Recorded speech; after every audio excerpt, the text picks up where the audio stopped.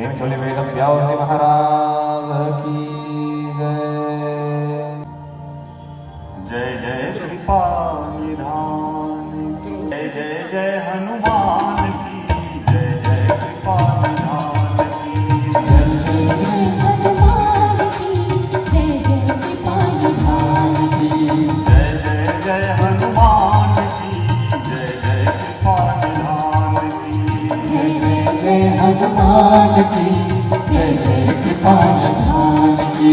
वामन नाम जप ले मनवा दया करेंगे राम जी, पावन नाम जपने मनवा दया करेंगे राम जी। जीवन तेरा बन जाएगा मिलेंगे श्री हनुमान जी, जीवन तेरा बन जाएगा मिलेंगे श्री हनुमान जी। जय जय जय हनुमान की, जय जय कृपा निधान की, जय जय जय हनुमान की, जय जय कृपा निधान की।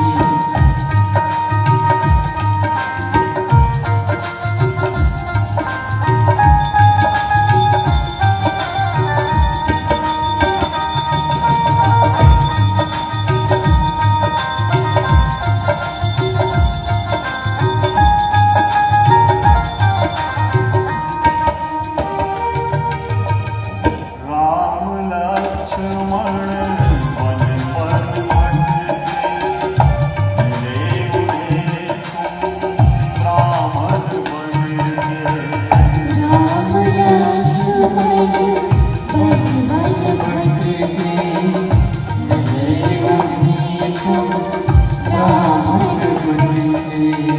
श्री हरि की पहचान दिए कांधे पर बैठा के चले, श्री हरि ने जान दिए थे, कांधे पर बैठा के चले थे।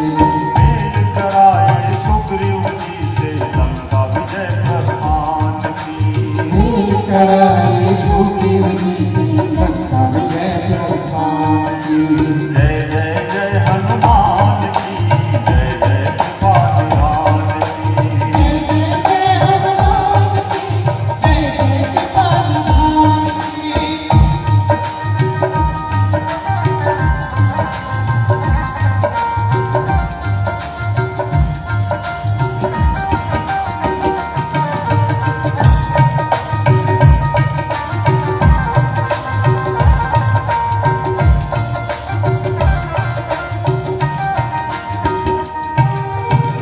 सागर लांघ के लंका आए, राम संदेशा सिय को सुनाए, सागर नाम के लंका आए, राम संदेश सिया को सुनाए। ब्रह्म शक्ति में स्वयं पधे, पूछ जली तो शत्रु हंसे, राम शक्ति में स्वयं बंधे थे, पूछ चली तो शत्रु हंसे थे। स्वर्ण की मुद्रा हाथ बना दी, बोलते जय श्री राम जी, स्वर्ग की मुद्रा हाथ बना दी, बोलते जय श्री राम जी। जय जय जय हनुमान की, जय जय कृपा निधान की, जय जय जय हनुमान की, जय जय कृपा निधान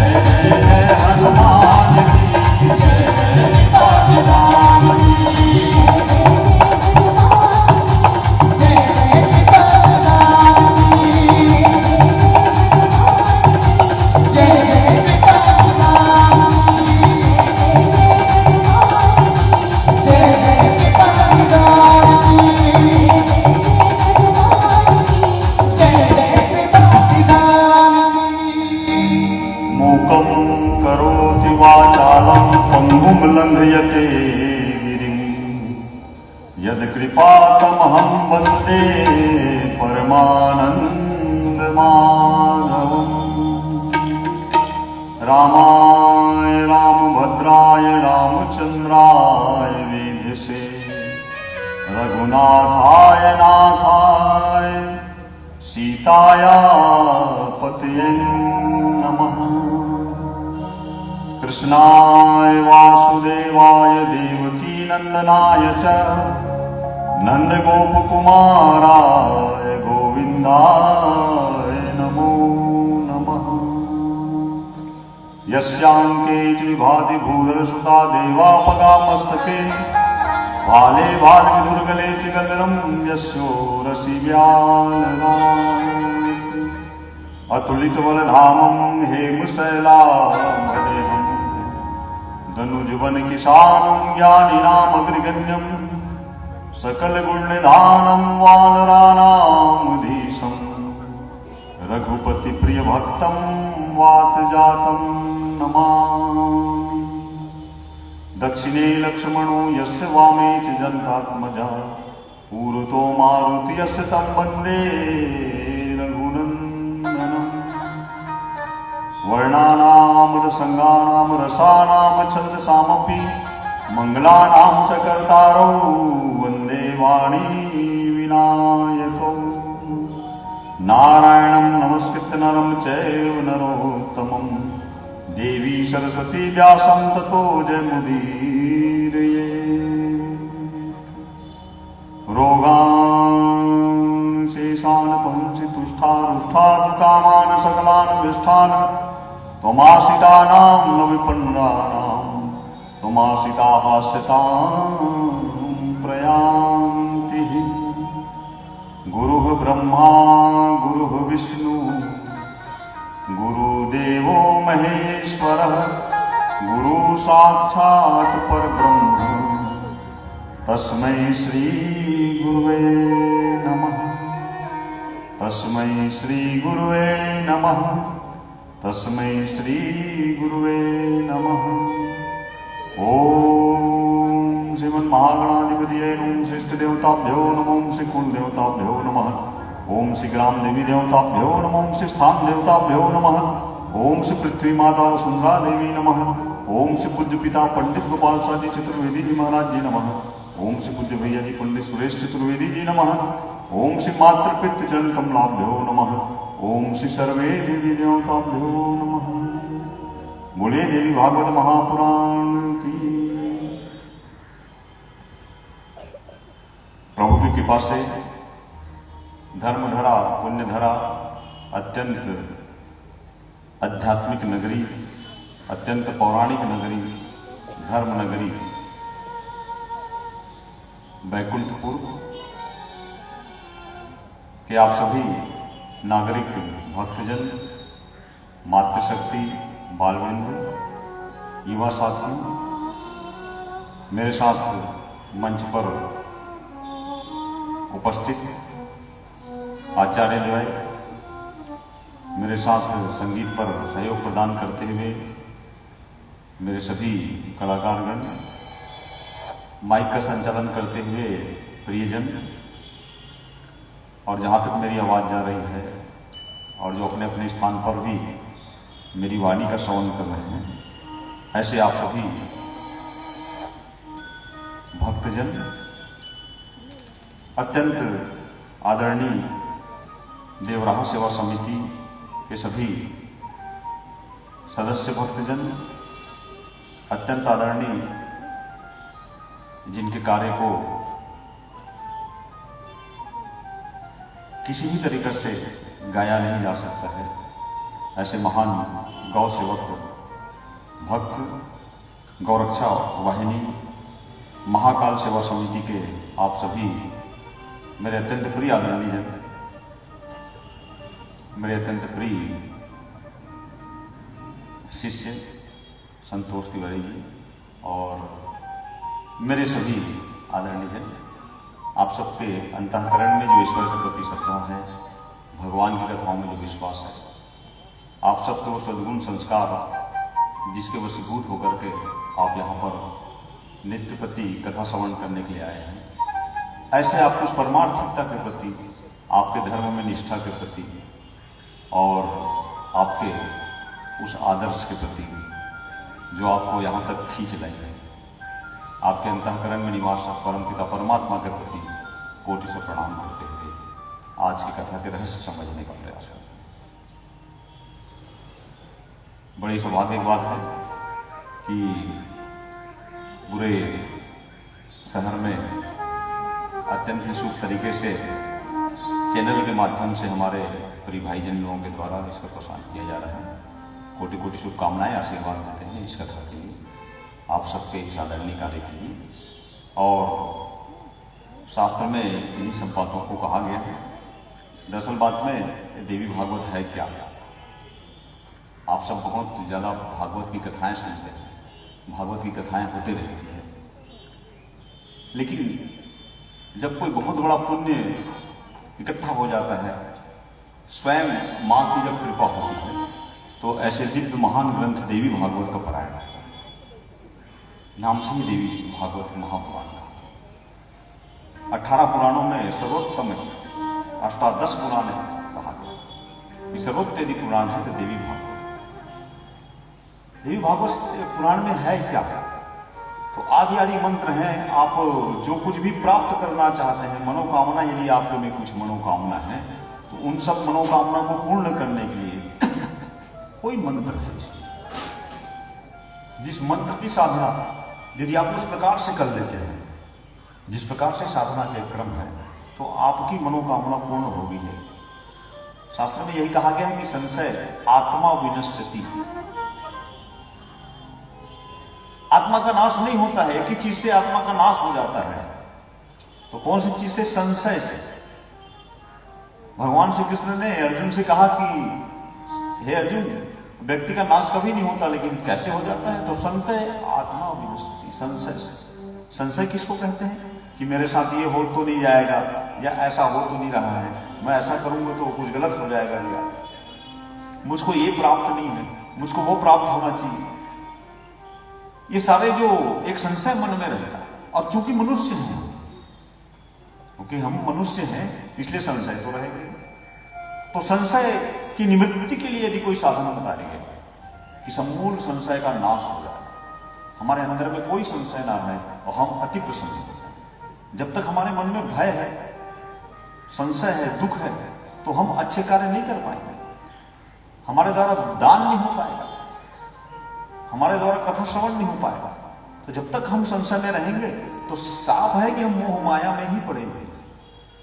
और इसलिए मनुष्य का शरीर इसके लिए नहीं है। मनुष्य का शरीर संशय की निवृत्ति करने का है। मनुष्य का शरीर मिला हुआ है तो परोपकार करने के लिए ही मिला हुआ है। कई बार आपने कई तो भजनों में सुना होगा, हाथ क्यों मिला है? कि विप्रजन लोगों को प्रणाम करने के लिए मिला है। आंख क्यों मिला है? तो भाई आंख इसलिए मिला है कि हम अच्छे देवताओं का दर्शन कर सके। कान क्यों मिला है? तो श्रवण कर सके। तो एक बात तो तय है कि मनुष्य जीवन में हम यदि हैं तो और बाकी प्राणियों से कुछ अलग विशेषता हमारे, जितने भी और प्राणी आप विचार करके देखिए कि कुछ तो विशेषता मनुष्य में है। मनुष्य दुर्लभो मानुषो देहो कहा गया। मनुष्य का शरीर को दुर्लभ ही क्यों कहा गया? और स्वयं भगवान राम ने कह दिया कि ये सब मेरे ही उपजाए हैं, लेकिन सबसे अधिक मनुष्य मोह भाएगा। भगवान स्वयं कहता है कि मनुष्य मुझको सबसे अधिक प्रिय।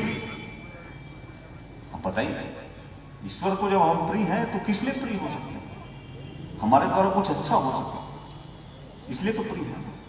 इसलिए मनुष्य शरीर को हम प्राप्त करके यदि हम अपने जीवन को परमार्थ में ना लगाएं तो हमसे बड़ा मूर्ख कौन हो सकता है? इसलिए एक अद्भुत विशेषता है मनुष्य की। सभी प्राणियों को एक चीज तो दिया गया है। सब प्राणियों में क्या है? भय, निद्रा, मैथुन। सब प्राणियों को भय है, निद्रा है, मैथुन। ये तीन प्रकार की चीजें तो सब में है। मनुष्य में क्या है अलग? तो मनुष्य में ये बताया गया, मनुष्य में एक ही चीज सबसे अलग है, वो वाणी की विशेषता है। भगवान ने हम आप सबको क्या दिया हुआ है? एक वाणी। और बाकी प्राणियों में ये विशेषता नहीं है। देख लीजिए, कुछ प्राणी भौंक लेते हैं, तो कुछ रंभा लेते हैं, तो कुछ चू चू कर लेते हैं, कुछ कांव कांव कर लेते हैं, लेकिन मनुष्य जैसा बोलता कोई नहीं। तो ये वाणी की विशेषता दी हुई है, तो वाणी को कैसे करें? तो शास्त्र ये कहता है कि हमारी वाणी हमेशा मीठी होनी चाहिए। हम बोले तो बड़े अच्छे बोले, सोच समझ करके बोले, ज्ञान से बोले, क्योंकि व्यक्ति का परिचय उसकी वाणी से हो जाता है। ये बात तो तय है कि व्यक्ति का परिचय यदि आप लेना चाहें तो उसका परिचय आपके साथ बात करने से, उसके साथ बात करने से पूरा परिचय मिल जाएगा। उसको पूछने की जरूरत नहीं है कि कैसा है, कोई जरूरी नहीं है कि बड़ा अच्छा सा दिखता है तो सब कुछ अच्छा है, और कोई जरूरी नहीं है कि क्या अच्छा दिख नहीं रहा है तो उसमें अच्छाई नहीं है। बोलते ही पता चल जाता है कि दिखता तो बड़ा सुंदर है, लेकिन अंदर फंस जाता है। पता चल जाता है कि हालांकि वो काला कलूटा सा दिख रहा है, कहीं पर भी कोई आकर्षण नहीं लग रहा है, लेकिन वाणी बोलती है ऐसा लगता है कि क्या पहाड़ जैसा ज्ञान है। इसलिए वाणी की विशेषता भगवान ने दी है। तो वाणी की जब हम विशेषता लेकर के चलना है तो हमारे वाणी से क्या निकलने चाहिए? तो हमारे वाणी से राम का नाम हो, ईश्वर का नाम हो, देवी का गुणान हो। कोई ज्यादा देर के लिए भी, कुछ देर के लिए, यहां तक कह दिया है 1 घड़ी या 2 घड़ी पुण्य याद हो के याद, थोड़े से समय, थोड़ा समय का सत्संग बड़ा दिव्य प्रभाव करता है। कथा श्रवण से ऐसा कुछ हो सकता है कि नहीं, ऐसा जरूर नहीं हो सकता कि आप कथा श्रवण कर लिए तो आपके घर में गोरे गोरे पैसा कोई पहुंचा देगा। अरे भाई हम तो पूजा करते हैं, हमारे यहाँ कोई ऐसा नहीं होता, ऐसा नहीं। हाँ, लेकिन एक बात जरूर कह रहा हूं कि यदि आप कथा श्रवण करते हैं तो आप में विवेक आ जाएगी, और आप अपने विवेक का आश्रय लेकर के आप अपने विवेक के माध्यम से पैसा का जो कमाना चाहते हैं कमा सकते हैं जीवन में जो प्राप्त। बिनु सत्संग विवेक न हो, राम कृपा बिनु सुलभ होना सोई कहा गया। तो विवेक की प्राप्ति कब होगी? सत्संग। अच्छा, विवेक किसको कहते हैं? बुद्धि को विवेक कहेंगे क्या? नहीं। विवेक कौन सी चीज का नाम? बिनु सत्संग विवेक न हो, बिना सत्संग के विवेक की प्राप्ति नहीं हो सकती। तो विवेक किसको कहेंगे? कि एक करेक्ट समय पे कौन सा डिसीजन आप ले रहे हैं, ये विवेक है। आपके पास कोई ऐसा समय आ चुका है जिस समय आपको बड़े सोच समझदारी से डिसीजन लेना है, उसी को विवेक कहते हैं। इसका तात्पर्य नहीं है बहुत अधिक पढ़ लिया तो विवेकवान हो गया। अरे भैया तो बहुत अधिक पढ़ा लिखा आदमी है तो विवेकवान है क्या? कोई जरूरी बात नहीं। सारे शास्त्र पुराण को उसको ज्ञान है तो विवेकवान है क्या? बहुत सारे 18 पुराण को पढ़ लिए, पूरे 18 पुराण का ज्ञान हो गया, विवेकवान है क्या? नहीं। और विवेकवान होते बहुत अधिक उच्च लेवल की पढ़ाई लिखाई करने के बाद यदि उनके पास विवेक होता तो बड़े बड़े कांड में फंसते नहीं। तो इसका तात्पर्य क्या है? पढ़ाई तो बहुत हो गया, हमने नाना प्रकार के जीवन के बहुत सारे चीजों को एक्सेप्ट तो कर लिया, लेकिन सत्संग नहीं किया, क्योंकि शास्त्र में साफ लिखा है बिनु सत्संग विवेक न हो। बिना सत्संग के विवेक की प्राप्ति हो सकती है। और सत्संग किसको कहते हैं? ये तो सत्संग, सत्य की संगति करना सत्संग। अलग अलग प्रकार के सत्संग चल रहे हैं आजकल, तो संसार में अलग अलग प्रकार के सत्संग। कुछ सत्संग ऐसे हैं जिसमें भगवान के बारे में ही गलत सलत बोला जा रहा है। कभी मत जाना उसमें। क्यों? क्योंकि ऐसे लिखा है कि यदि ईश्वर की निंदा सुनते हैं, हम गुरु की निंदा सुनते हैं, तो गौ हत्या के बराबर पाप लगता है। सबसे बड़ी बात, इतना बड़ा पाप लेने की क्या जरूरत है? इसलिए जहां भगवान के नाम का गुणान बात हो, जहां जय जयकार हो, उस जगह पे बुलावे का ध्यान नहीं रखना, उस जगह पे ऑटोमेटिक आ जाना। क्योंकि पांव ईश्वर ने दिया है तो शुभ जगह जाने के लिए, शुभ कर्म करने के लिए, इसलिए अच्छे जगह जाए। और जब हम वहां जाएंगे तो निश्चित है हमको उससे प्राप्ति होगी, प्रत्येक चीज की प्राप्ति होगी। इसलिए देवी भागवत महापुराण, कि देवी भागवत महापुराण में क्या है? तो देवी भागवत महापुराण में मां सर्वोपरि बताया गया, मां पराशक्ति कहा गया। शक्ति तो है, 3 शक्ति है, और 3 शक्ति से भी ऊपर की कोई सत्ता है तो पराशक्ति सत्ता, अद्भुत पराशक्ति। इसका उद्गम कैसे है? तो 18 पुराण लिख चुके हैं व्यास जी महाराज। और किसने ये देवी भागवत महापुराण किसने किसको सुनाई? तो इसकी जो कथा है अब चालू हो रही है।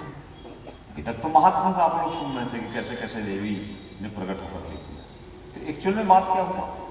तो वो बात ये था कि जन्मे जय के पिताजी को सर्प ने काट दिया।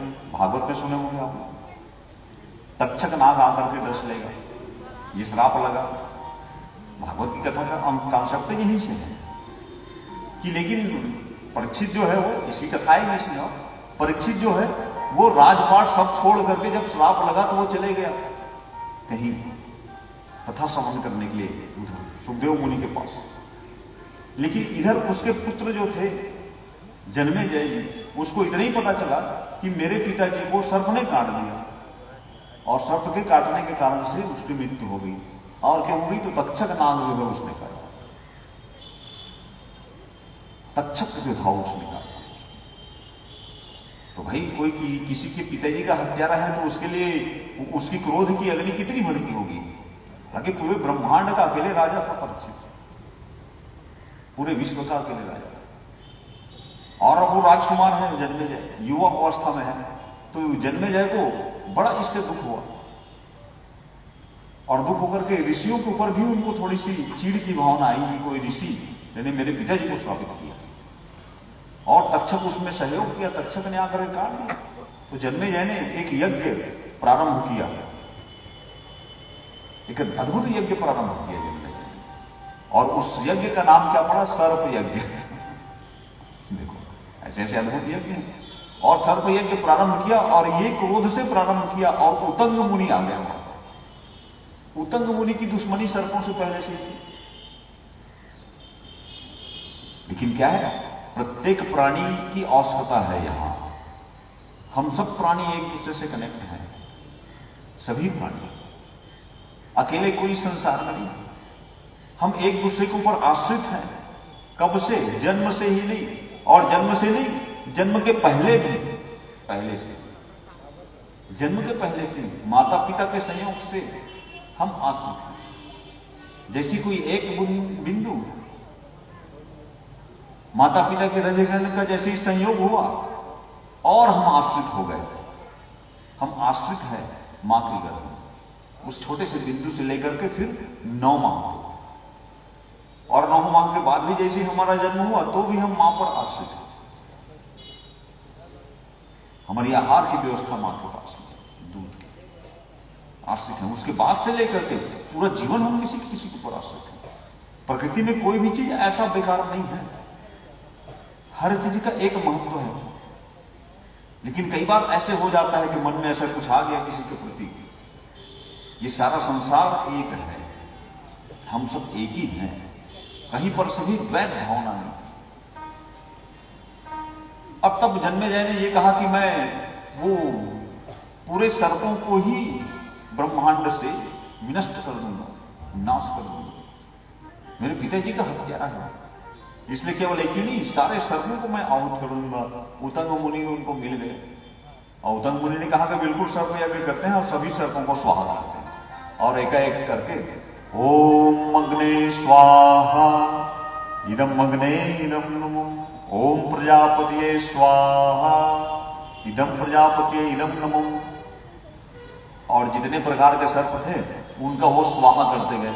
तो शास्त्र में ऐसे लिखा है कि हजारों प्राणी हैं सर्प, कई प्रकार की प्रजातियां हैं सर्प, और उन सर्प को स्वाहा स्वाहा करते करते सारे सर्प जो है आकर के वो भस्म होते गए, भस्म।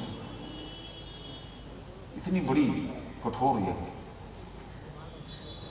प्रत्येक जितने भी विषैले नाग हैं सबके सब स्वाहा होते हैं, नागलोक से उछल उछल करके आते हैं। मंत्र में एक शक्ति है, इसलिए यज्ञ जीवन में होते रहना चाहिए। आप किसी मंत्र को जब साधेंगे कि मंत्र शक्ति से वो आपके तरफ आकर्षित हो जाएंगे। मंत्र में शक्ति है, जैसे मंत्र का एक नंबर है, डिजिट रहता है। पंचाक्षरी मंत्र ओम नमः शिवाय, 24 अक्षर का मंत्र गायत्री मंत्र, 9 अक्षरी मंत्र, और हम आप सब लोग भी मंत्र का इस्तेमाल दिन भर करते हैं। एक चीज है हमारे पास जिसमें मंत्र का इस्तेमाल करते हैं, कौन सी? हाथ में लिए लिए घूमते हैं वजर बट्टू, जिसको मोबाइल कहा जाता है उसको लिए घूमते हैं, कहीं पर भी वो नहीं छूटता, कहीं पर भी जाए वो हमारे पास ही रहेगा। इतने उसके आदि हो गए, इतने आदि। अब तो क्या है कि बच्चे लोग भी, हम जो नहीं जान पाएंगे बच्चे लोग जान जाएंगे बचपन से। क्यों?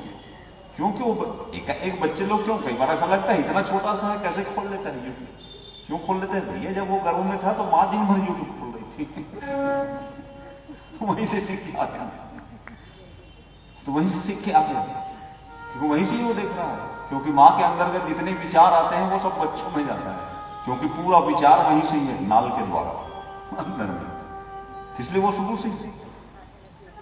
किसी के घर एक बार गए हम कथा में, तो बड़ी कौतूहल की बात हो गई, एक बड़ा छोटा सा बच्चा था, बहुत कम उम्र का, और बड़ा बोलता था वो, उसके पिताजी ने, दादाजी ने ये कहा कि महाराज जी देखिए तो ये एक से एक बात करता है, बड़ा छोटा सा, और बच्चों से बहुत लगाओ मुझको, और बच्चे खुद आकर्षित मेरे ऊपर, तो ये एक से एक बात करता है, इतना ज्ञान इसको कहां से आ गया, और हम भी नहीं समझ पाते हैं। तो मेरे मुख से अनायास निकल गया कि आपको अभी बहुत कुछ सीखना है, बड़ा बुजुर्ग आदमी था, हमने कहा कि आपको तो अभी बहुत कुछ सीखना है, लेकिन ये तो बूढ़ा होकर के मर करके आया है वापिस तुम्हारे पास ये तो सारा ज्ञान लेकर के आया है, तुमको अभी ज्ञान लेना बाकी, इसलिए बोल रहा है। तो बात सच है, कई जगह जन्म जा होते हैं कुछ लोग, सुखदेव जन्म जा, मंत्र जा, औषधि जा, मंत्र से प्राप्त कर सकते हैं, किसी मंत्र का आश्रय लेकर, मंत्र पर चढ़कर अपनी चेतना वहां पहुंचानी। तो अभी आपने हम रखे हुए हैं बजर भट्ट, उसमें भी तो मंत्र है, कैसे कि 10 नंबर जो आप दबाते हो क्या है, 10 अक्षरी मंत्र मान लो उसको तो 10 नंबर का डिजिट आप जैसी जब आप दबाते हैं तो यहाँ और आपके मोबाइल में थोड़ी बजता है तुरंत, वो जैसे आपने यहाँ पर 10 डिजिट का नंबर दबाया, यहाँ से उछल करके 35,000 किलोमीटर ऊपर जाता है, कहा जहां पर वो उपग्रह रखा हुआ है। जैसे आपने मंत्र दबाया, यहां पर जैसे बटन दबाया 10 अक्षर का किसी भी का नंबर, तो यहां से एक तरंग के माध्यम से उछलता है, ऐसे इंस्ट्रूमेंट अभी कलयुग में तैयार है, एक तरंग से माध्यम से यहां से उछल करके 35,000 किलोमीटर ऊपर जाता है, और वहां से उस उपग्रह पर कनेक्ट होकर के सीधे आपके मोबाइल में कुछ ही सेकंड। इसी प्रकार से मंत्र पर चढ़ जाइए, जीवन में कुछ प्राप्त करना है तो मंत्र पर चढ़ जाइए, आपका जो भी मंत्र है, गुरु मंत्र का आश्रय लेकर, ना हो तो गायत्री मंत्र का आश्रय लेकर के, ना हो तो ओम नमः शिवाय नमः शिवाय, ना हो तो नमो नारायण, किसी मंत्र का आश्रय लेकर के मंत्रारूढ़ हो जाए। किस पर? एक शब्द बोल रहा हूं, मंत्रारूढ़, जैसे अश्वारूढ़, आप घोड़े पर सवार हो, तो घोड़ा है, लगाम यदि आपके हाथ में नहीं है तो आप कहीं इधर उधर होकर के गिर जाएंगे, उसी प्रकार मंत्रारूढ़, मंत्र पर सवार हो, और जैसे आप मंत्र जपते जाएंगे, मंत्र जपते जाएंगे तो एक स्पंदन मंत्र, एक तरंग बनता है, और एक तक तरंग जब जाते जाते जाते जाते उस लोक तक जाकर के टकराता है, फिर आपकी एक कड़ी बनती जाएगी। इसलिए कहा गया है कि मंत्र कितने बार जपे, कोई बोल देता है तो जितने बार जपे, बार बार जपे, और ऐसे जपे कि अजपा हो जाए। सबसे पहले तो माला से जप करके प्रयास किया जाए, फिर आप जहां कहीं भी हो, फिर महापुरुषों का एक ऐसा अजपा हो जाता है कि वो चलते फिरते उनके मन में वही चलते रहता है, और इस प्रकार से जब वो कड़ी बन जाएगी, क्योंकि दूरी तो है, ये तो साफ बात है कि जैसे जैसे हम ऊपर जाते जाते हैं, आप तो विज्ञान जा रहे हैं, चंद्रमा पर जा रहे हैं, यहां पर जा रहे हैं, तो वहां समय की गणना अलग है, तो शास्त्र में हमारे सब लिखा हुआ है, 365 दिन बराबर 1 साल यहां होता है, तो ऐसे ऐसे 365 साल बराबर ब्रह्मा जी का अलग है, स्वर्ग का 1 दिन होता है, 365 दिन बराबर 1 साल यहां होता है, तो 365 दिन में स्वर्ग में 1 दिन होता है, स्वर्ग का 1 दिन स्वर्ग। इसलिए पितृपक्ष को मनाते हैं, पितृपक्ष में अपने बुजुर्गों को याद करते हैं, क्यों? क्योंकि यहाँ तो 365 दिन हो गया, लेकिन वहां 1 ही दिन हुआ है, इसलिए रोज रोज भी किसी को ऐसा नहीं करना है, ऐसा कहा गया। उधर की गणना अलग, और उसके बाद ब्रह्मा जी की गणना, और आगे की गणना, आगे की गणना, अलग अलग गणना। तो एक अद्भुत सी बात है, इस देवी भागवत में मंत्रों का सबसे बड़ा प्रयोग किया गया है। कुछ ऐसे मंत्र हैं जिन मंत्र के साधना से आपकी मनोकामना पूर्ण हो सकती है, आपकी जो भी मनोकामना, उस मंत्र को किसी माध्यम से, किसी आचार्य के द्वारा उस मंत्र को लेकर के यदि आप जपते हैं, आप उस मंत्र के कुछ नियम हैं, कुछ औषधि हैं, उसको लेकर के आप जपेंगे तो निश्चित है। अच्छा, एक चीज, ये सारे 18 पुराण है, इसमें क्या है, जैसे कि आप किसी कुम्हार के पास गए और किसी मिट्टी के बर्तन बेचने के वाले के पास गए और आप जा करके पूछते हैं कि एक ऐसा इतना बड़ा बड़ा सा दिख रहा है, उसको पूछेंगे कि ये क्या है, तो बता देगा कि ये घड़ा है, ये घड़ा है। और उसके बाजू में रखा हुआ है कुछ उससे और ऐसा लंबा मुंह वाला, उसको पूछेंगे कुम्हार से कि ये क्या है, कुम्हार बता देगा सुराही है। फिर वहां पर छोटा छोटा और रखा हुआ है ऐसा जो दीपावली में आप लोग जलाते हैं, उसको पूछेंगे कुम्हार से ये क्या है, तो बोलेगा ये दिया है, इसको हम दीप जलाते हैं। फिर घर बनाने के लिए उनके पास आइटम है जिसको खपरा कहा जाता है, तो ये क्या है, तो खप्पर है बता देगा। तो कुम्हार से जाकर के थोड़ा पूछना जाकर के, ये सुराही है, ये क्या है, दिया है, ये खपरा है, खप्पर है, और ये क्या है, तो ये बोले ये मटकी है।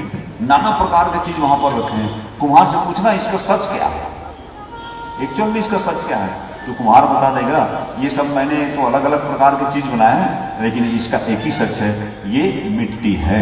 इस सब में एक ही चीज उपयोग आया है, मिट्टी ही आया है, इस सारे। उसी प्रकार किसी सुनार के पास चले जाए, सुनार को पूछेंगे कि ये कान में लगा है तो क्या है, कर्णफूल है, नाक में लगा है तो नाक का फूल है, गले में पहने हैं तो नेकलेस है। फिर नाना प्रकार के आभूषण, नाना प्रकार के आभूषण हम आप सब ने पहने हैं, अंगूठी पहने हैं कि ये पहने हैं, लेकिन यदि सुनार से पूछेंगे कि अंतिम में है क्या, तो बोलेगा कुछ नहीं, ये सोना ही है, अंत में सोना है, इसका आकार दे दिया गया। उसी प्रकार से नाना प्रकार के पुराण हैं, नाना प्रकार के ग्रंथ हैं, लेकिन अंतिम में क्या है, इसका एक ही सच है। चाहे वो देवी भागवत उठा करके देखें तो इसमें देवी की महिमा गाई गई है, सर्वोपरि देवी है। भागवत उठा करके देखेंगे तो भगवान विष्णु को सर्वोपरि कह दिया गया, कूर्म अवतार में कूर्म को सर्वोपरि कह दिया। अंतिम में की सच क्या है, ये सब माँ की ही कथा है, हम सब माँ के ही दरबार में आए हैं, सब माँ। इसलिए जन्मेजय ने जब यज्ञ प्रारंभ किया, सारे सर्पों को आहूत कर देगा जन्मेजय, तो एकाएक तक्षक का जब नाम लेकर के तक्षक को जब आहूत किया गया, तो तक्षक सर्वोपरि देव हैं, सबसे बड़े देवता तक्षक, सर्वों में सबसे विषैला तक्षक, नाम से पता चलता है तक्षण। कुछ ऐसे विष हैं जिसका स्वाद जाना नहीं जा सकता, कुछ ऐसे विष जिसका स्वाद जाना, जिभ्या पर लगते ही तंत्र का तंत्र को भ्रष्ट कर देता है, सेकंड नहीं लगता आदमी को जाने के लिए। इसलिए तक्षक का जब आह्वान किया गया तो तक्षक बड़ा डरा, और डर करके जाकर के ऐसे लिखा है कथाओं में कि वो इंद्र के आसन में जाकर के छुप गया, इंद्रासन। लेकिन देखो तो सही, मंत्र का कितना अद्भुत प्रभाव है। जब यहां से उत्तंग मुनि ने मंत्र की शक्ति भेजी तो तक्षक इंद्र का आसन वहां से पृथ्वी पर गिरना चालू हो गया, स्वयं इंद्र का आसन, जहां तक्षक छुप करके बैठा। तो इंद्र का आसन को गिरते हुए देख करके इंद्र ने फिर पुकारा कि मेरी कोई रक्षा करो, मेरा तो आसन ही नीचे जा रहा है, स्वर्ग से मैं विलुप्त हो रहा हूं, पृथ्वी पर गिर रहा हूं। तब एकाएक आस्तिक नाम के मुनि आ गए, और आस्तिक नाम के मुनि कौन थे, तो जन्मेजय के गुरु जी थे। आस्तिक मुनि आए गांव, बड़े स्पीड से आकर के अपने शिष्य के पास बोले कि बेटा कर क्या रहे हैं, इस प्रकृति पर सभी प्राणियों का की आवश्यकता है, नाद नहीं रहेंगे तो दूसरे प्राणी बढ़ जाएंगे, इसलिए इनका अस्तित्व समाप्त हो जाएगा, इसलिए ऐसा यज्ञ आपको नहीं करना चाहिए। ये कौन सा यज्ञ है, ये तामस यज्ञ है। यज्ञ भी 3 प्रकार के बताए गए, तामस यज्ञ, सात्विक यज्ञ, ये अलग अलग प्रकार के। राजसी यज्ञ, यज्ञ में भी प्रकार, तो ये जो कर रहा था तामसिक यज्ञ कर रहा था, किसी के लिए मारण उच्चाटन, ये सब तामसी यज्ञ है। कुछ कुछ ऐसे मंत्र हैं इसमें जो मारण उच्चाटन, आप लोग सब जानते हैं, माताएं, एक बार ऐसा हो जाता है कि इस प्रकार के ये जो कर रहे हो आप ठीक नहीं है, क्योंकि सबको सुखी रखना पड़ेगा, इसलिए ये बंद करो। ऐसा कहते कि जब जन्मेजय को समझाएगा, तो जन्मेजय ने कहा कि इसी के कारण से मेरे पिताजी की अधोगति हो गई। आप लोग सब जानते हैं, जब वो किसी को सर्प, बीच में कुछ न कुछ रोग होते रहते हैं, ये 2 चीजें हैं, जरा आप दुख दोषम दर्शनम, दुख और दोष का दर्शन होते रहे मनुष्य जीवन में। लेकिन ये सब भी यदि है तो शास्त्र कहता है कि मेटत कठिन कुअंक भार। देखिए एक चीज होता है, कई बार ऐसे किसी लोगों को किसी को ऐसा बोलते देखा गया। हम लोग तो बहुत प्रणाम करते हैं, बहुत कथा सुनते हैं, बहुत अधिक हम धर्म के काम करते हैं, फिर भी हमारे पास कष्ट आता है। तो ये करते रहे ना, क्यों? क्योंकि कष्ट आता है वो कम है। प्रारब्ध में कोई बहुत बड़ी कष्ट लिखी होगी जो छोटा हो गया आपको पूजा अर्चना करने से। इसको ऐसे समझना जैसे झमाझम भारी पानी गिर रहा है, बरसात हो रही है, ध्यान में बरसात हो रही है, और बरसात में आपको कहीं जाना बहुत आवश्यक है और आप ऐसे ही जाएंगे तो क्या हो जाएगा? भीग जाओगे। बरसात हो रही है, आपको जाना जरूरी है, आप ऐसे ही जाओगे तो क्या भीग जाएंगे। लेकिन वहीं पर यदि आपने छाता ले लिया, छत्ता ले लिया, छाता लेकर के, तो बहुत अधिक भी बरसात हो रही होगी तो आप बच जाओगे, थोड़ा बहुत जरूर छींटा पड़ेगा। उसी प्रकार से यदि आप रोज मंत्र जपते हैं तो रोज मंत्र जपने के प्रभाव से आपके ऊपर कोई बहुत बड़ी तकलीफ आने वाली है, वो छोटा होकर के आपको मुक्त कर देगा। यही है। जैसे भारी ठंड है, अब इतनी ठंड है आप ऐसे रहेंगे तो सिकुड़ जाएंगे, लेकिन कहीं आपने गर्म कपड़े पहने होंगे। और अभी तो माहौल है बड़े, वैकुंठपुर में आनंद आ रहा है शिमला का हमको। इस प्रकार से आप कहीं यदि गर्म कपड़े ले लिए हैं तो बच जाएंगे, अन्यथा तो फिर दांत बजना चालू हो जाएंगे। तो पूजा पाठ का और मंत्र जाप का यही प्रभाव है। कुछ ज्यादा है वो कम हो जाएगा, लेकिन प्रारब्ध से है कुछ तो वो तो रहेगी, लेकिन वो कम हो जाएगा। इसलिए नित्य निरंतर किसी न किसी इष्ट का पूजन अर्चन, घर में इष्ट देव होना चाहिए। आपका एक इष्ट होना चाहिए। कोई इष्ट किसको कहते हैं पता है? इष्ट उसको कहते हैं जो आपके अनिष्ट का नाश होता है, उसी को इष्ट कहते हैं। इष्ट वही होता है। किसी भी प्रकार का कोई अनिष्ट नहीं होगा आपके साथ यदि आप अपने घर से जब बाहर निकलते हैं तो अपने इष्ट के पास जाएं, जा करके प्रणाम करें, प्रणाम करके ये बताएं कि यहां मैं जा रही हूं या जा रहा हूं, आप जा रहे हो। कोई प्रकार की गलती होगी, फिर वो इष्ट आपके सामने और जैसी वापस आए घर में तो और पहला कोई काम नहीं, सीधे पूजा रूम में जाओ और सीधा पूजा रूम में जाकर बोले कि हे माता जी या हे देव, चाहे जिस भी देव को आप मानते हैं, आपकी कृपा से मैं अब घर तक वापिस आ गई। जीवन में ऐसा कुछ करते हैं तो निश्चित है इसका एक अद्भुत अद्भुत प्रभाव, और आपके वो कार्य सिद्ध होंगे यदि आप अपने इष्ट का स्मरण करते हैं। इष्ट का स्मरण करके कोई बड़ा कार्य करने जा रहे हैं, बड़ा कार्य सिद्ध होगा ही 100%। सवेरे से ही ऐसा एक क्रम होनी चाहिए जीवन में। सवेरे से ही उठ करके आप सबसे पहले हाथों का दर्शन करें, कराग्रे वस्ते लक्ष्मी। मंत्र नहीं भी आए तो कोई जरूरत नहीं है। कहा गया है कि शास्त्र में ऐसे कहा गया है कि ये उंगलियां हैं, इसके अग्रभाग पर लक्ष्मी जी बसती है, इसके अग्रभाग। इसलिए इसको ऐसा करते हैं सबसे पहले कुछ नहीं, अपने हाथों का ही दर्शन करना बताया गया शास्त्र में। अपने हाथ की उंगलियों को ही चूम लीजिए और उसके बाद पृथ्वी माता का प्रणाम। ये धरती माँ, पृथ्वी हमारी धरती माँ है, इस धरती को माँ कहा गया, सूर्य को देव कहा गया, और पूरे ब्रह्मांड में किसी भी प्लानेट को माँ की संज्ञा नहीं दी गई, केवल पृथ्वी को ही माँ की संज्ञा दी गई। और क्या कहा गया? विष्णु पत्नी नमस्तुभ्यम, ये विष्णु पत्नी कहलाई, भगवान विष्णु पत्नी नमस्तुभ्यम। प्रणाम करके उठिए। और उसके बाद बहुत सारे लोगों को जब कोई काम बिगड़ जाए थे देखने के लिए बोलते हुए सुना गया है कि आज किसका मुंह देखा था मैं सवेरे से इसका मुंह देख करके, तो भैया इससे थोड़ा निमित्त हो जाइए, इससे निमित्त हो जाइए। तो तीसरा काम क्या है? सबसे पहले काम तो हाथ का दर्शन, दूसरे में पृथ्वी को प्रणाम, और उसके बाद सीधा सीधा जाइए, दर्पण देख लीजिए, अपने ही मुख देख करके निकलिए तो ये फंडा बंद हो जाएगा। हम अपने दर्शन तो पहले कर लें।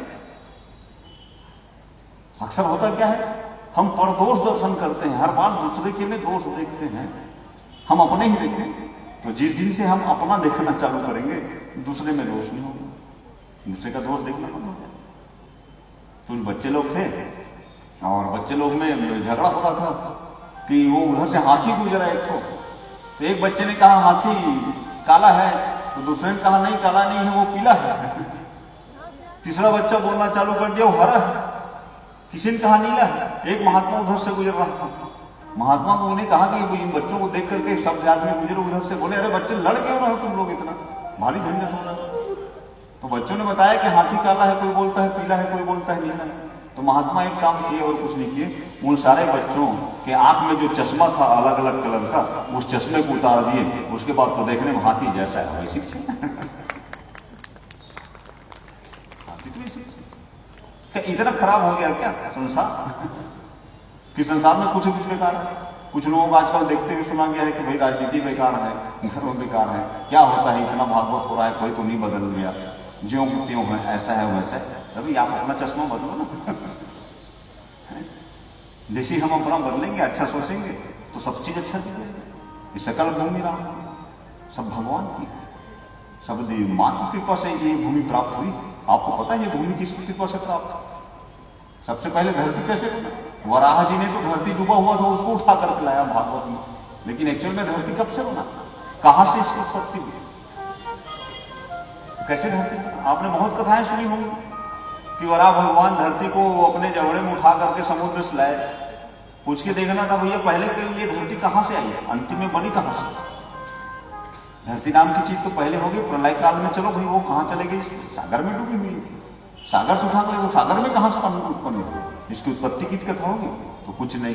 कल आप लोग कथा सुन रहे थे मधु कैटभ वध की, मधु कैटभ के वध की कथा सुन रहे थे। और जब माँ और अम्मा जब माया रूप में प्रकट हुई थी उनके सामने, और माया रूप में प्रकट होकर के सम्मोहित कर ली, और जब भगवान ने चक्र से जब काटा तो मधु कैटभ के भारी राक्षस थे, दैत्य थे। तो मधु कैटभ के जो हड्डियां टूटी और उससे जो फेफन बना हड्डियों से, मज्जा जो बहा पूरे सागर पर, क्योंकि ये युद्ध कहां हो रहा था? वैकुंठ में, सागर पर हो रहा था। और उसके मज्जे जब जब फैले तो वो पूरे जल में फैल गए वो मज्जे, और वही जम करके पृथ्वी बनी। और उसी दिन से, क्योंकि वो मज्जा से बना इसलिए पृथ्वी का एक नाम पड़ गया मैदिनी। बोले माता पृथ्वी देवी की, उस दिन से पृथ्वी ये मैदिनी नाम पड़ा उसके मज्जे से, फेन से जो बन गया और जम गया, वो जम गया तो पृथ्वी रूप में। तो इस प्रकार से हम जिस पर रहते हैं वो अद्भुत चीज बात है, ये मां है। और इसलिए जन्मे जय ने प्रश्न किया था कि हे गुरुदेव आप हमको ये बताइए कि ये सुखदेव जी कौन थे, और सुखदेव जी की हम सुने हैं कि वो बड़े दिगंबर होकर के चले गए। तो व्यास जी ने पुत्र प्राप्ति के लिए तपस्या किया,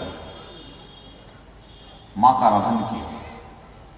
पुत्र प्राप्ति यदि चाहिए तो मां का आराधन किया, और मां का जब आराधन किया तो देवी प्रकट होकर के उनको आशीर्वाद दी, यह बेटा तुमको जरूर इसकी प्राप्ति होगी, तुमको जरूर पुत्र की प्राप्ति होगी, और स्वयं भगवान स्वरूप तुम्हारे पुत्र। अब ये तपस्या की कितने साल तक के? 100 वर्ष तक तपस्या। और तपस्या करके जब घर आ रहे थे तो व्यास जी की पत्नी का नाम था देवहूता, जिसको एक नाम अरणी भी कहा है, एक रूप अरणी का रूप। और देवहूता चूंकि वो उस दिन स्नान करने गई थी नदी पर, और नदी में स्नान कर रही थी, और हुआ क्या कि उसी समय भगवान शिव शंकर से माता सती ने कुछ प्रश्न किया। माता सती ने कहा कि हे देव मैं कुछ सुनना चाहती हूँ आपसे। तो शंकर भगवान ने कहा कि हे देवी एक बार क्या सुनना चाहती हो? तो बोले कि मैं जानना चाहती हूँ कि ये सारे ब्रह्मांड ये कैसे हैं, क्या है, यही प्रश्न है।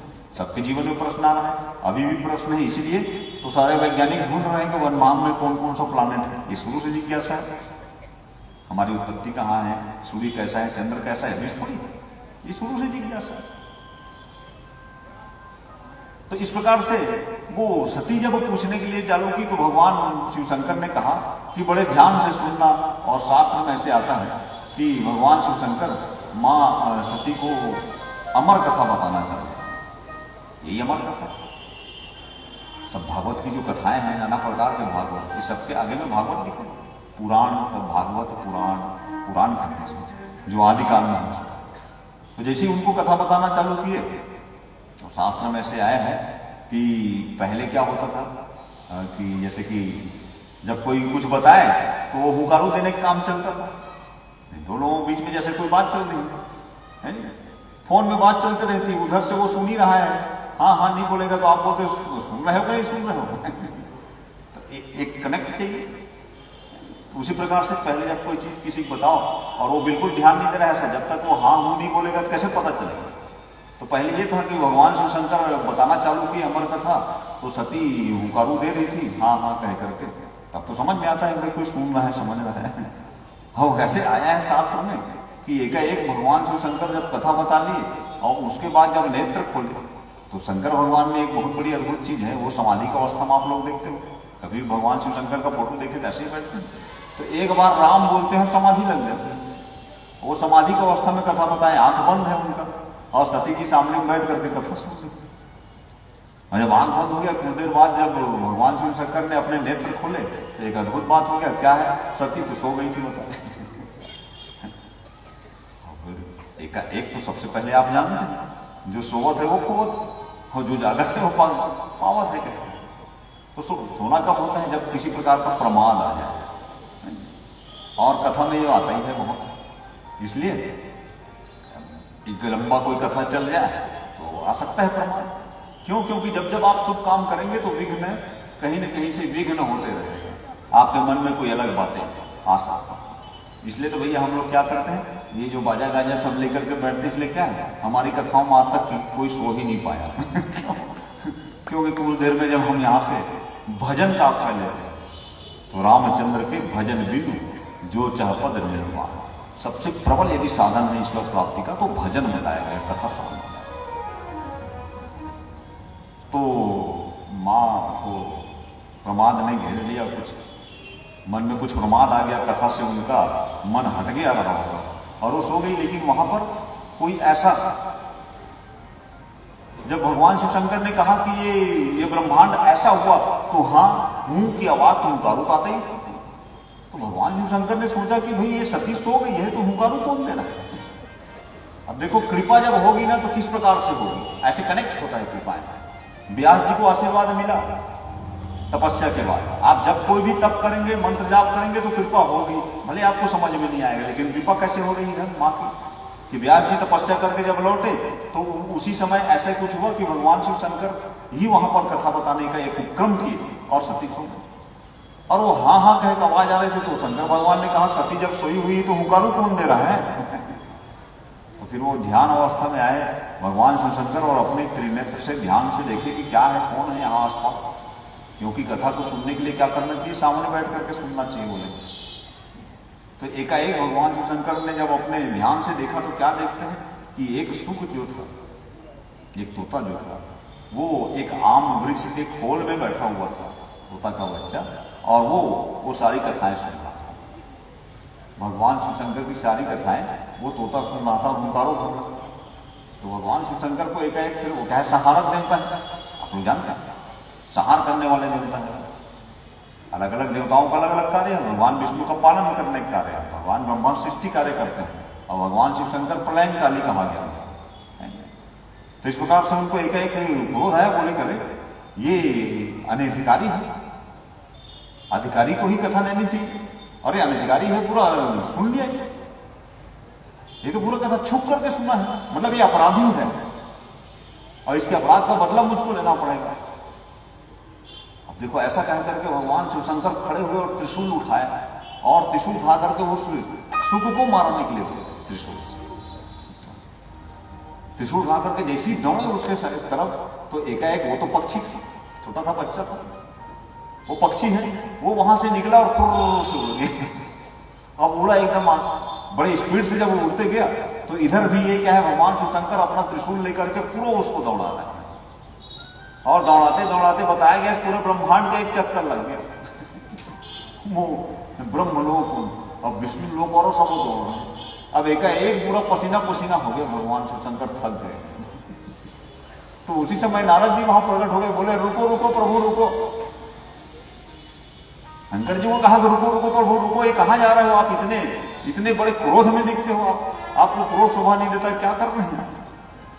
तो भगवान शिव शंकर वहीं पर ठिठक करके रुके और बोले कि ये तोता है, उसको मैं मारने जा रहा हूं। तो नारद जी ने कहा कि ये इतने छोटे प्राणी के ऊपर आपका क्रोध क्यों आ गया, ये आपको क्रोध शोभा नहीं देता, ये छोटा सा प्राणी तोता के ऊपर इतना क्रोध कैसे है आपको। तो बोले ये कथा सुन लिया है और ये छुप करके सुना, और कथा को छुप करके नहीं सुनना चाहिए, इसलिए मैं इसको मानू। तो नारद जी ने कहा कि हे प्रभु, ये कौन सी कथा सुन लिया है? नारद जी ने बढ़िया अच्छा प्रश्न किया कि प्रभु पहले ये तो बताओ, ये तोता है कौन सी कथा सुन लिया है? तो भगवान शिव शंकर ने कहा ये अमर कथा सुन लिया है। तब नारद जी ने कहा आप भी भोले भंडारी हो, जब वो अमर कथा सुन लिया है तो वो मरेगा कहां से? वो तो अमर हो चुका है। तो अमर हो चुका है, और जैसे कहा वो अमर हो चुका है, तो भगवान की लीला थी, वहीं पर अपना शिवलिंग गाड़ दिए और एक ज्योतिर्लिंग का निर्माण हो गया। बोले शंकर भगवान की। शिव शिव शंभु शंकरा, हर हर हर महादेव हरा। शिव शिव शंभु शंकरा, हर हर हर महादेव हरा। शिव शिव शंभु शंकरा, हर हर हर महादेव हरा। शिव शिव शंभु शंकरा, हर हर हर महादेव हरा। हर हर हर महादेव हरा, हर हर हर महादेव हरा। हर हर महादेव, हर हर हर महादेव, हर हर हर महादेव हरा, हर हर हर महादेव हरा। हर हर हर महादेव, हर हर हर महादेव। शिव शिव शंभु शंकरा, हर हर हर महादेव हरा। शिव शिव शंभु शंकरा, हर हर हर महादेव हरा।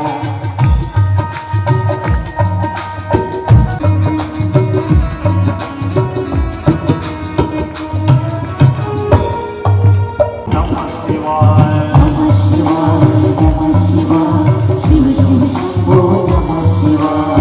नमः शिवाय, नमः शिवाय, शिव शिव शंभो नमः शिवाय। शिव शिव शंभु शंकरा, हर हर हर महादेव हरा।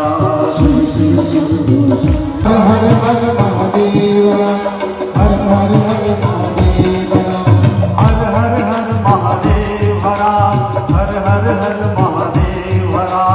करा हर हर हर महादेव हरा।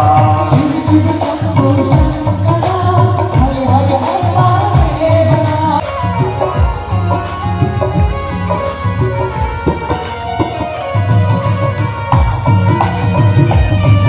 जय हो।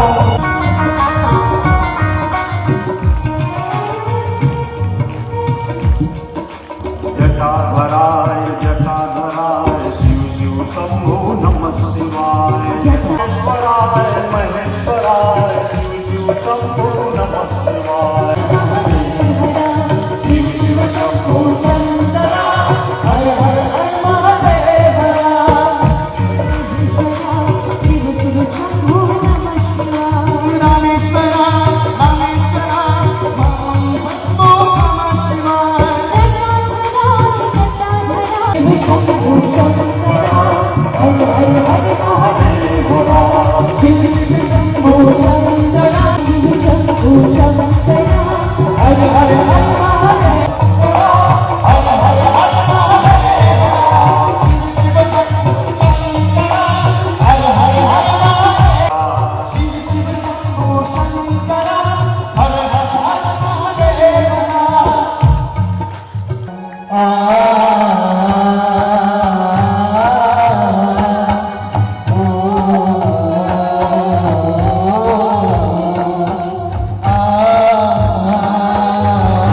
भारत माँ की पूजा अर्चना में सहयोग प्रदान करें और भारत माँ की परिक्रमा घड़ी चौक तक यहाँ से करनी है। तो आप सभी सदस्यों से अनुरोध, आप घड़ी चौक तक जा करके माँ की परिक्रमा।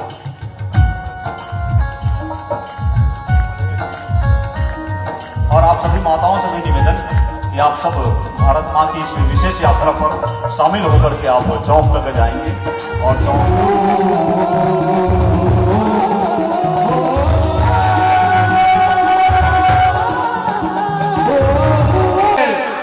वंदे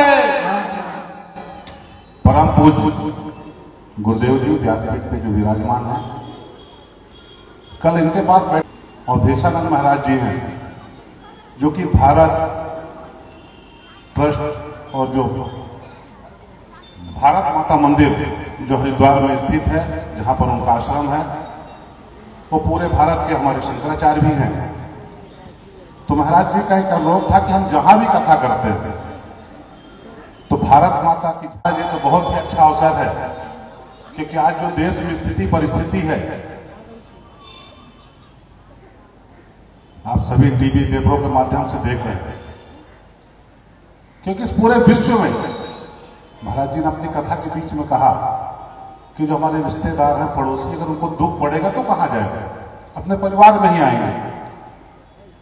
तो आज उस बिल का विरोध जो लोग कर रहे हैं और अपने ही पुलिस को, अपने ही सेना को, अपने ही बसों को, ट्रेनों को, लोगों को मारपीट करके जलाया जा रहा, सरकारी संपत्ति का नुकसान किया जा रहा, उसी के प्रतीक में, समर्थन में आज आप सभी ने जो एक महाराज जी के आशीर्वाद से, अवधेशानंद महाराज जी के कृपा से इस कथा के बीच में ही चर्चा आया, तो हम लोगों ने जो शहर में आप सभी महिलाएं गए, इसके लिए आपको सबको बहुत बहुत धन्यवाद, बधाई। जय हिंद, जय भारत। और निश्चित रूप से भारत भूमि जननी, हम सभी से माँ बोलते हैं, माँ मानते भी हैं, और हमारे सम्मान ही नहीं, हमारी माँ ही अगर सुरक्षित नहीं रहेगी तो हम भारतीय कैसे सुरक्षित रहेंगे। आप सभी को बहुत बहुत बधाई। आप सभी एक आध और देशभक्ति के भजन हो जाए, थोड़ा सा लोग आए, क्योंकि आज भारत माँ का वो भी था तो दुर्भाव। हमको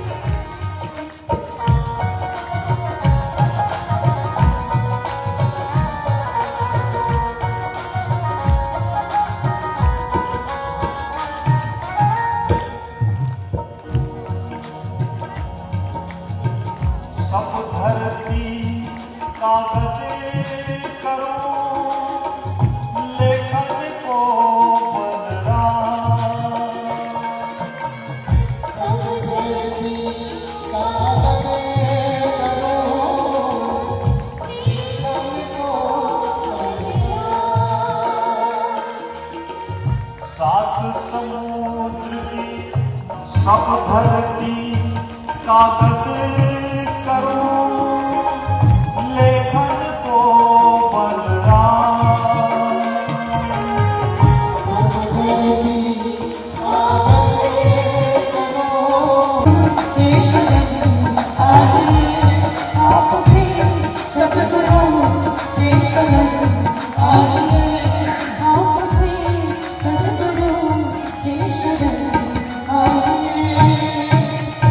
गुरु ब्रह्मा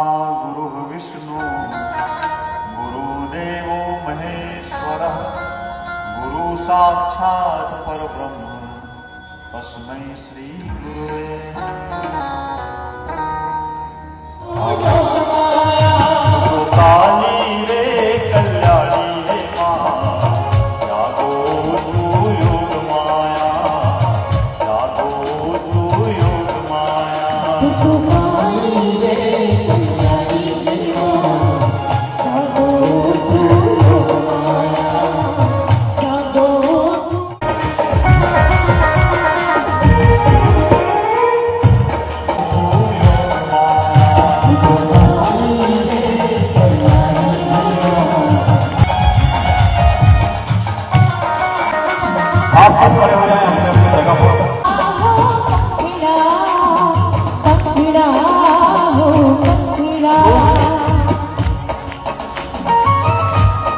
आनंद लगे हुए मां के दरबार में।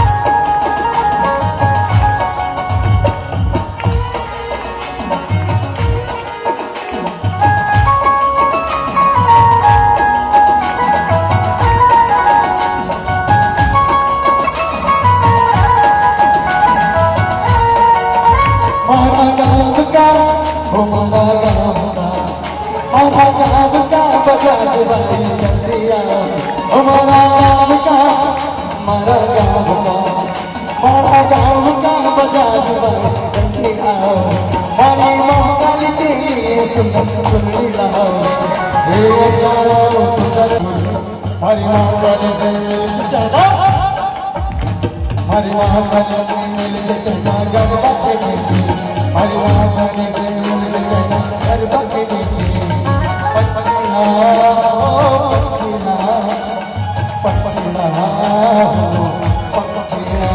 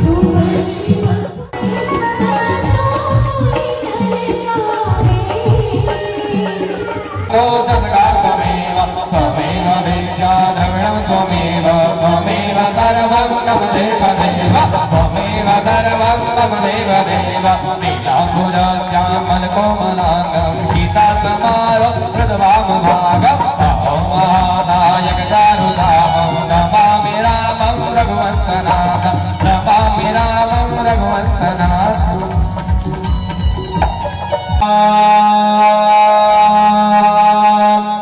कात्यायन्यै च विद्महे कन्याकुमारी च धीमहि तन्नो देवी प्रचोदयात् हरिः ओम् नारायणाय विद्महे वासुदेवाय धीमहि तन्नो विष्णु प्रचोदयात् हरिः ओम् महालक्ष्म्यै च विद्महे विष्णुपत्न्यै च धीमहि तन्नो लक्ष्मी प्रचोदयात् सेवा पूजा वंदगी सभी आपके हाथ मैं तो कछु जानो नहीं आप ही जानो मां शिवमान दाता नहीं विपद विदारण लज्जा सबकी राखियो शिव बैरन अथवा सिंह चढ़े दुर्गा मिले करुण चढ़े भगवान बैल चढ़े बाबा मिले पूर्ण हो सबका बैल चढ़े बाबा मिले पूर्ण हो सबका मैया तुम्हारे कई उपासक भांति भांति से आते हैं पूजा में बहुमूल्य रत्न वो भांति भांति के लाते हैं पूजा में वो मूल्य रत्न भांति भांति के लाते हैं बाबा बाबा सब कहे मैया कहे न तो बाबा के दरबार में मैया कहे तो बाबा के दरबार में मैया कहे तो मैया इतना दीजिए सामने कुटुंब समाए मैं भी भूखा ना रहूं मैया साधु न भूखा दार मैया साधु न भूखा दार मैया सब कुछ मांग लो जो कुछ है मेरे पास तो नैन मत मांगियो